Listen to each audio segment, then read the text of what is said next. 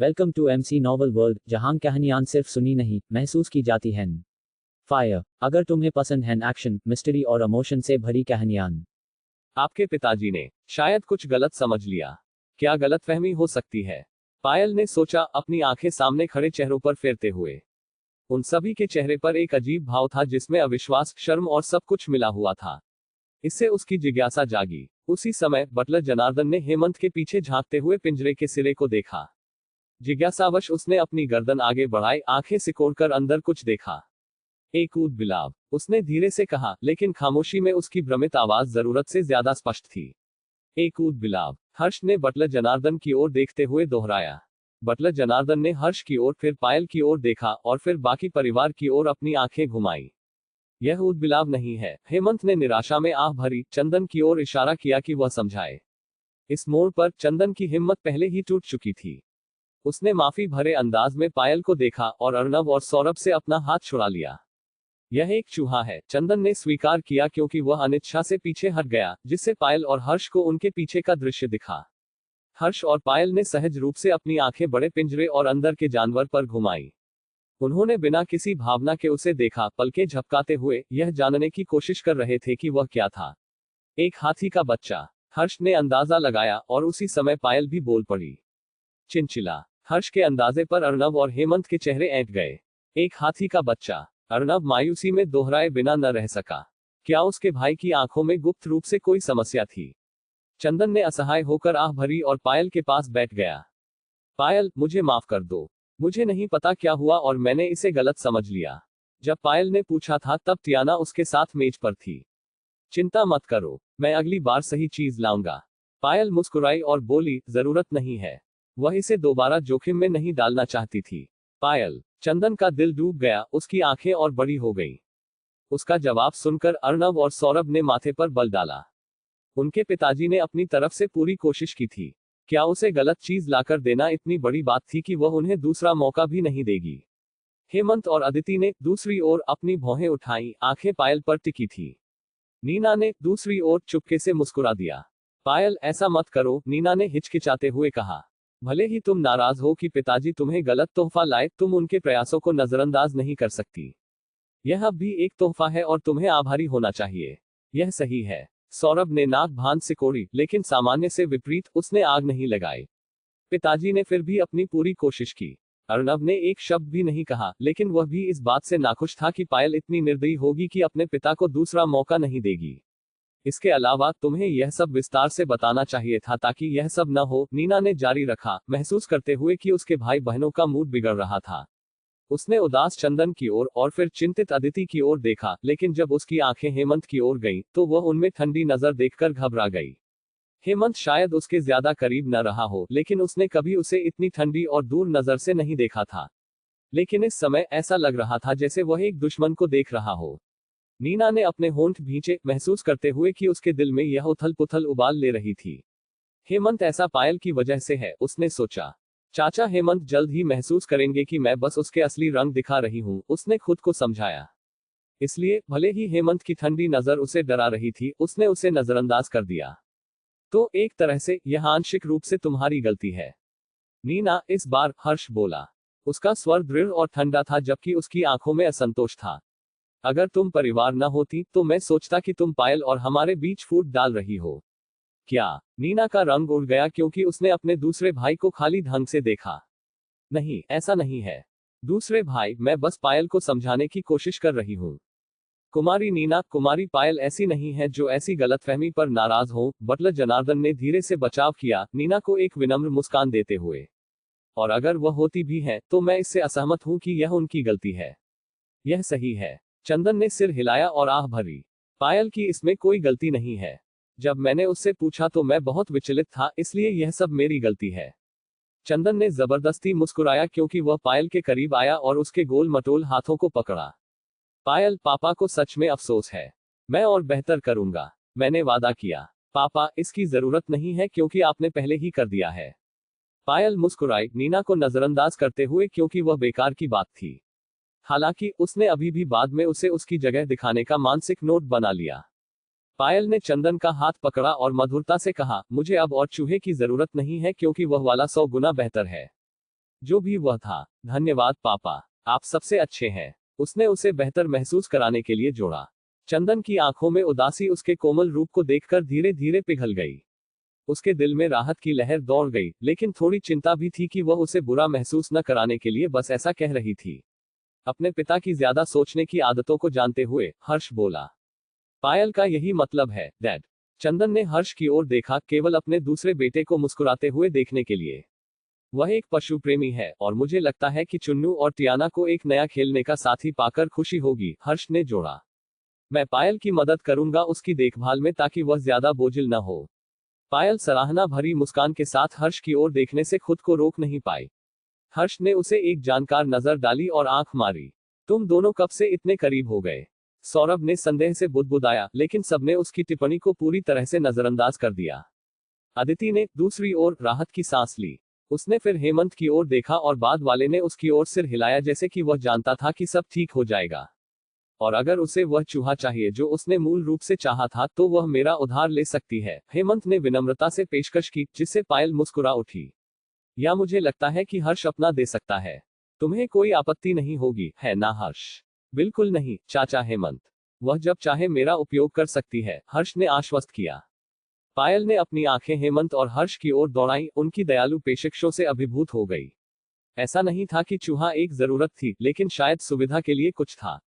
इसके अलावा उसने केवल एक चूहा मांगा था ताकि चंदन उसे परेशान न करे। लेकिन यह सुनकर उसे इस तरह से छुआ गया जिसकी उसने इस जीवन में कभी उम्मीद नहीं की थी। पापा, पायल ने उत्साह से चंदन का हाथ खींचा। चूंकि यह तय हो गया है, क्या मैं उसे देख सकती हूँ? उसकी आंखों में चमक देखकर चंदन ने भी अपना आत्मविश्वास हासिल कर लिया। जरूर, देखो, तुम्हें पता है, मैंने थोड़ी पढ़ाई की। वह उत्साह से अपना शोध साझा कर रहा था, जबकि पायल को पिंजरे की ओर मार्गदर्शन कर रहा था। हर्ष, अदिति और हेमंत उनके साथ शामिल हो गए। वे भी उसकी प्रतिक्रिया देखना चाहते थे और परिवार के सबसे नए सदस्य का नामकरण करने की यात्रा का हिस्सा बनना चाहते थे। अदिति ने चुन्नू और टियाना के नाम में मदद की थी, इसलिए वह जानती थी कि पायल के साथ ऐसा करना कितना सुखद था। अर्णव ने दूसरी ओर बस कंधे उचकाए। उसने संक्षेप में कहा कि वह जा रहा है, लेकिन चूंकि वे सब व्यस्त थे, उसे बस एक उदासीन जवाब मिला, रात के खाने के लिए नीचे आना। उसे रुचि की कमी से कोई फर्क नहीं पड़ा। अगर कुछ था तो वह इसे पसंद करता था, जब उसके माता पिता उसे परेशान करने के बजाय कुछ और में व्यस्त होते थे। सौरभ ने माथे पर बल डाला, लेकिन फिर सावधानी से अपने पैर घसीटते हुए उनके साथ शामिल हो गया, उत्सुक था कि यह जानवर वास्तव में किस तरह का था। इसके अलावा, यह बेहतर होगा अगर पायल का पालतू जानवर उससे परिचित हो। उसे अपने ही घर में पायल के बढ़ते पशु साम्राज्य से खुद को बचाना था। उसकी बिल्ली लगातार उस पर फुफकारती रहती थी और उसका मेढक लगातार उसके रास्ते में दिखाई देता था। नीना के लिए उसने एक अंधेरे भाव के साथ पायल को देखा। उसने अपने हाथों को कसकर भींच लिया, इससे पहले कि उसने उन्हें पीठ दिखाए, अपने कमरे में वापस भाग गई। जब नीना भाग गई, हेमंत ने अपनी आंखें उसके छोटे से पीठ पर डाली। उसके हल्के भाव में संक्षेप में बदलाव आया, लेकिन वह बैठक में मूड खराब नहीं करना चाहता था। इसलिए उसने अपने विचारों को रोक लिया। रात के खाने पर भी परिवार का विषय मुख्य रूप से पायल के नए पालतू जानवर का नाम क्या होगा, इस पर था। क्या तुमने अब भी कोई नाम नहीं सोचा है? अर्णव ने विशुद्ध जिज्ञासा से पूछा। अदिति ने सिर हिलाया। पायल ने तय नहीं किया है। वह कैसे तय कर सकती है जब सूची हमारी कालीन से लंबी है? चंदन ने आह भरी। मुझे विश्वास है कि पायल आखिरकार चुन सकती है, हेमंत ने हंसते हुए कहा। कोई जल्दी नहीं पायल। पायल ने मुस्कुराया, क्योंकि उसने एक और चम्मच खाया। आज एक नया पालतू जानवर मिलना वह नहीं था जिसकी उसने उम्मीद की थी, लेकिन यह अच्छा था। उसका नया पालतू जानवर प्यारा था और वह भी अच्छा व्यवहार करने वाला लग रहा था। अतिरिक्त साथी होना इतना बुरा नहीं था। परिवार बिना किसी घटना के शांति से भोजन किया। मैंने खत्म कर लिया है, सौरभ ने घोषणा की, अपना खाना जल्दी खत्म कर दिया। माँ, पिताजी, मैं भूल गया था कि मुझे एक असाइनमेंट करना है। मैं अब इसे करूंगा। अपनी बात कहने के बाद सौरभ बिजली की तरह भाग गया। चंदन और अदिति ने हल्के आश्चर्य के साथ एक दूसरे को देखा, इससे पहले कि उन्होंने अपनी आंखें वापस वहां डाली जहां सौरभ चला गया था। हालांकि किसी को भी यह संदेह नहीं हुआ कि कुछ गलत था, सिवाय अदिति के। जब रात का खाना समाप्त हुआ, अदिति सीधे सौरभ के कमरे में चली गई। सौरभ, अदिति ने दरवाजे से झांका, केवल सौरभ को फर्श पर कुछ प्रोजेक्ट करते हुए देखने के लिए। वह धीरे से मुस्कुराई और उसके कमरे में चली गई। माँ, सौरभ मुस्कुराया, अपनी माँ को अपने पास बैठते हुए देखा। तुम यहाँ क्यों हो? कुछ नहीं बेटा, मैं बस थोड़ी चिंतित हूँ। अदिति ने सौरभ को देखते हुए एक मुस्कान बनाए रखी। तुम सामान्य रूप से नहीं खा रहे थे और जल्दी खत्म भी कर दिया। ही, मैं बस स्कूल में अच्छा करने की कोशिश कर रहा हूँ। अदिति की आंखें नर्म हो गईं। क्या मुझे तुम्हारी मदद करनी चाहिए? मैं ठीक हूँ। सौरभ ने सिर हिलाया। मैं इसे खुद कर सकता हूँ। ओह, अदिति ने धीमी आह भरी और उसे अपनी गतिविधि फिर से शुरू करते हुए देखा। आमतौर पर सौरभ स्कूल में मदद के लिए उसके या उसके बड़े भाइयों के पास जाता था। आखिरकार सौरभ के ग्रेड इतने ज्यादा नहीं थे।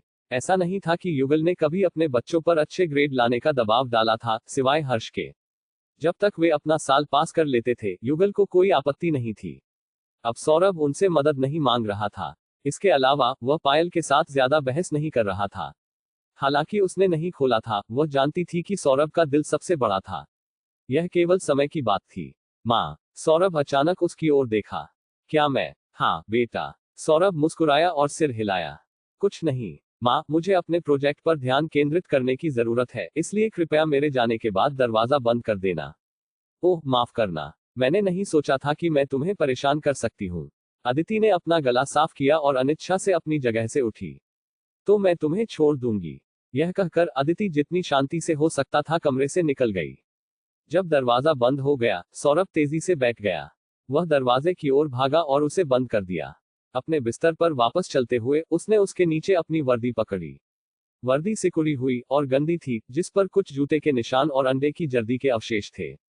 उसकी पकड़ कस गई, जिससे गंदी वर्दी पर और ज्यादा सिलवटें पड़ गईं। पिछले साल सौरभ ने चुपके से एक अतिरिक्त वर्दी खरीदी थी, जिसे वह हर दिन पहनता था, घर जाने से पहले बदलने के लिए, ताकि संदेह न हो। सूंघना। सौरभ ने अपनी आंखों को अपनी बांह से पोंछा, अपने आंसू गिरने से रोकने में असमर्थ था। वह बिना आवाज के रोया और जब वह ठीक हो गया तो उसने जल्दी से शीशे में खुद को देखा। अगर उसके माता पिता ने उसकी आंखें देखी तो वे चिंतित होंगे। अदिति खासकर निश्चित रूप से सोचेगी कि कुछ गलत था और स्कूल से पूछेगी। सौभाग्य से उसकी आंखें इतनी सूजी हुई नहीं लग रही थी और वह बस उन्हें बता सकता था कि उसने उन्हें रगड़ा था। सौरभ ने अपनी बगल में अचानक दर्द महसूस किया। अपनी शर्ट ऊपर खींचते हुए उसने अपनी बगल और पेट पर चोट देखकर अपनी जीभ क्लिक की। मैंने लड़ने की कोशिश भी क्यों की? यह 3 के मुकाबले 1 था। एक गहरी आह उससे निकल गई क्योंकि उसने अपनी शर्ट नीचे कर दी, शीशे में खुद को देखते हुए। इससे पहले कि वह खुद का वर्णन करने के लिए किसी भी दयनीय शब्द के बारे में सोच पाता, उसने गंदी वर्दी उठा ली। उसने सुरक्षात्मक रूप से उन्हें गले लगाया और सावधानी से अपने कमरे से बाहर निकल गया। पिछले साल हर एक रात सौरभ चुपके से अपनी वर्दी धोता था। कई बार उसे नहीं धोना पड़ता था क्योंकि उसके धमकाने वाले उसे शारीरिक रूप से नुकसान नहीं पहुंचाते थे। लेकिन आज रात उनके जूते के निशान लगभग वर्दी पर छप गए थे। उसे उनसे छुटकारा पाना था, इसलिए वह उन्हें धोने के लिए सामान्य से जल्दी बाहर चला गया। कपड़े धोने का क्षेत्र गंदी रसोई के ठीक बगल में था। सौरभ को पहले गंदी रसोई से गुजरना पड़ा। उसने अब तक किसी को नहीं देखा था, इसलिए उसने काफी आराम महसूस किया। लेकिन इससे पहले कि वह गंदी रसोई छोड़ पाता, फ्रिज अचानक बंद हो गया। सौरभ घबरा गया और सहज रूप से फ्रिज की ओर सिर घुमाया। सौरभ, पायल ने मासूमियत से पलकें झपकाईं, इससे पहले कि उसने जल्दी से अपने पीछे कुछ छिपा लिया। सौरभ का चेहरा ऐंठ गया। क्या तुमने पहले ही नहीं खाया? आधी रात का नाश्ता, बस यही उसने कहा, जिससे उसे एक फुफकार मिली। जब मैं सो रहा होता हूं तो मुझे आमतौर पर आधी रात में भूख लगती है। तुम एक राक्षस हो, उसने भयावहता में कहा। वह केवल एक सीजन के लिए घर में थी और वह बता सकता था कि उसने पहले ही 100 किलो वजन बढ़ा लिया था। पेटू, हम्फ। सौरभ ने उसे स्नप किया और अपने कदम फिर से शुरू किए। क्या तुम अपने कपड़े धोने जा रहे हो? अचानक पायल ने पूछा, जिससे सौरभ रुक गया। मुझे कभी नहीं पता था कि तुम अपनी वर्दी खुद धोते हो। तीसरे भाई बहुत मेहनती है। सौरभ ने सहज रूप से वर्दी को और ज्यादा सिकोड़ा, लगभग उसे अपनी दृष्टि रेखा से छिपा दिया। अगर तुम्हारा हो गया है तो मुझे अकेला छोड़ दो। उफ, बस जाओ और अपना नाश्ता अपने कमरे में ले जाओ, मैं इसे एक रहस्य रखूंगा। मैं इसे एक रहस्य नहीं रख रही हूँ। पायल ने पलकें झपकाईं। मैंने बटलर जनार्दन की अनुमति मांगी, माँ और पिताजी की अनुमति, और यहाँ तक कि अपने अभिभावक देवदूत से भी पूछा। तुमने आहार विशेषज्ञ को छोड़कर हर किसी से पूछा। वह कहेगी कि मुझे नहीं खाना चाहिए। पायल ने कंधे उचकाए, ऐसा करने पर उसकी ठुड्डी दुगुनी हो गई। तीसरे भाई, क्या तुम्हें कपड़े धोने में मदद चाहिए? मैं इसमें सच में अच्छी हूँ। जरूरत नहीं। सौरभ ने जल्दी से उसे खारिज कर दिया। बस मुझ पर ध्यान मत दो और जाओ। पायल ने अपना सिर झुकाया क्योंकि सौरभ ने अपने कदम फिर से शुरू किए। उसने अपनी वर्दी को इतनी सुरक्षित रूप से गले लगाया जैसे कि वे उसका छिपा हुआ खजाना थे। क्या वह उन चॉकलेटों को पाने में कामयाब रहा? उसने सोचा और होंठ बाहर निकाले। कंजूस, ऐसा नहीं है कि मैं उन्हें फिर से खाऊंगी। शायद बस एक